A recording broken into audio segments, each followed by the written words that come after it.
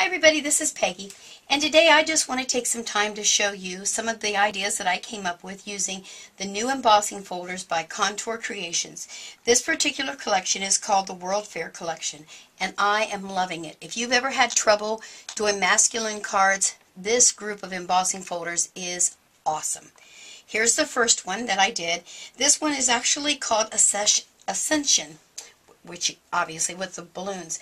I just embossed it on printed paper, add a little bit of findings from Tim Holtz, and then I had a stamp from Hero Arts that I did here and just popped it up just to give it that look.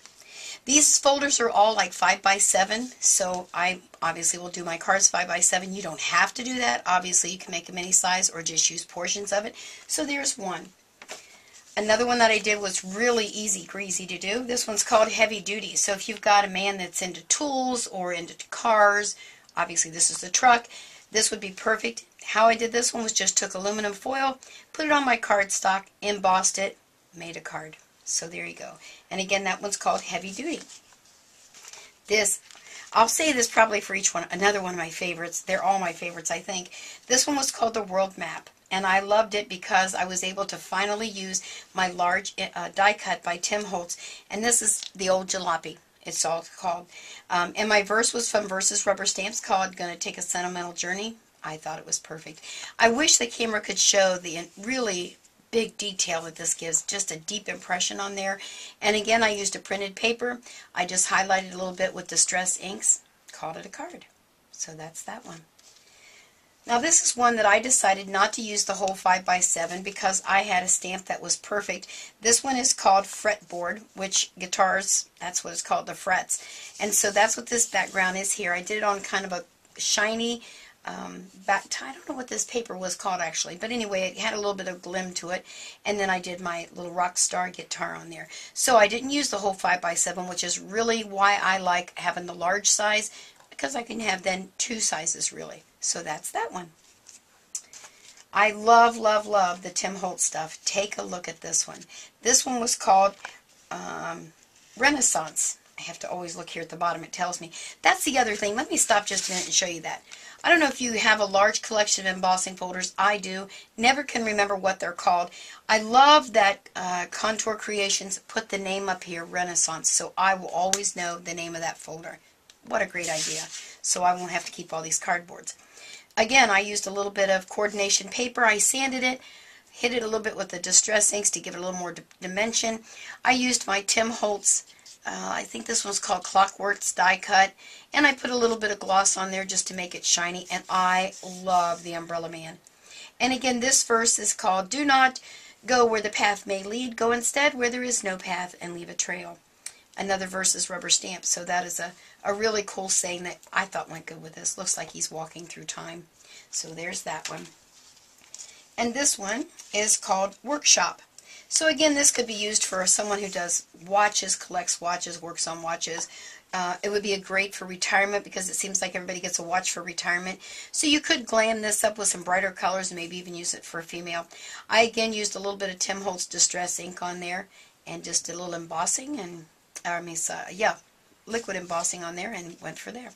What I did is because I don't know if you know this or not, Distress inks, you can put them on there. They stay wet long enough that you can put embossing powder on there and heat it.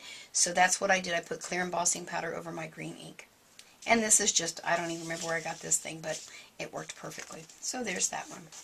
This ended up turning, I really struggled in the beginning. Is that like too stinking cute or what? I'm going to actually use this for an anniversary card. It's called the Deep Sea Diver via there. I actually got that image off of the internet. Downloaded off of Etsy. I got it. It was like $1.50 or something like that. Anyway, I used coordination paper, sanded that a little bit.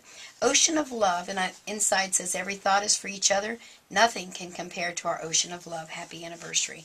So that's just what I came up with. So that gives you an idea. Colored my image in a little bit with Copic markers. Now I mentioned that they were masculine, but check this one out. Oh my goodness, this is called the Vintage Dressmaker. Oh, I almost lost all my cards on the floor there.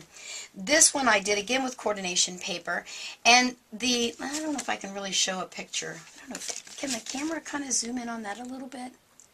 Now, there we go. Do you kind of see how it looks like she had feathers there on the top of that dressmaker form? So I pulled out some of my feathers and added them there and put a little bit of bling. And so I have a vintage card. I can use this for Mother's Day, a woman's birthday. This was really the only one out there I felt that was geared just for women. The others you could pull bits and pieces and maybe use, but this I thought was very awesome. And added a little bit of bling. So there's that one. Just a couple more here. This was perfect for retirement because, again, it's called Timepiece.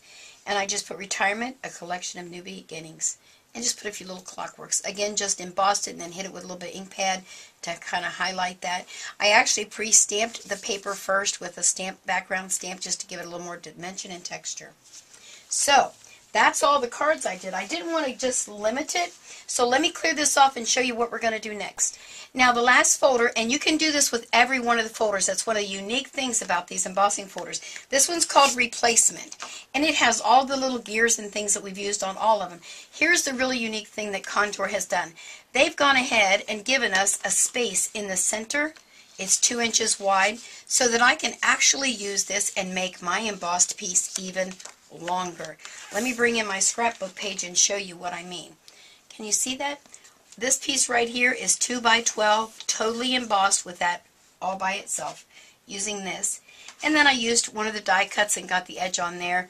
And again, I used the Fret embossing folder. That's where my photographs will go. So let me show you how that can work. It's very, very easy. The other thing I want to mention is when you're using the 5 by 7 folders, it just makes a whole lot more sense. Start your folder going into your machine with the open side first. You'll get a much better impression and it won't be as difficult. So you're going to simply line that up. I'm going to stick it in there, open end first.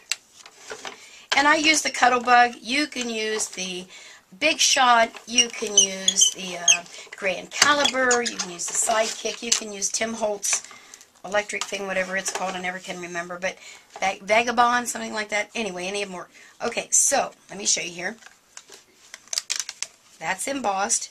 We just slide it down. So where it meets, close the folder, and I like to try and make sure I kind of get them lined up. And again, we're going to go with the open end first.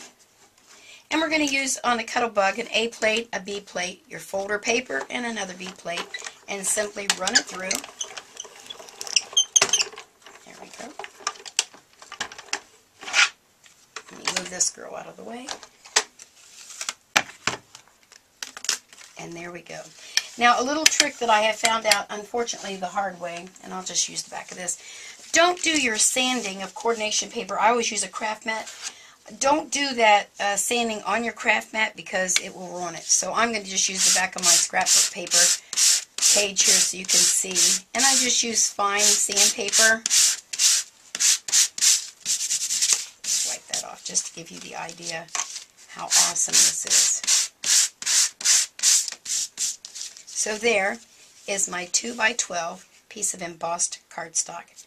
And every one of these folders has that opening in there, so you can go ahead and make it exactly the size you want. Maybe you're not doing a 12 by 12, you're doing an 8 by 8. Or maybe you need a card bigger than a 5 by 7. That's the way to do it. Isn't that awesome? Well, I think that's everything I can show you. I hope that you enjoyed the video. And make sure to stop out at your local store and get yourself Contour Creations, the World Fair. Have a great day. Bye.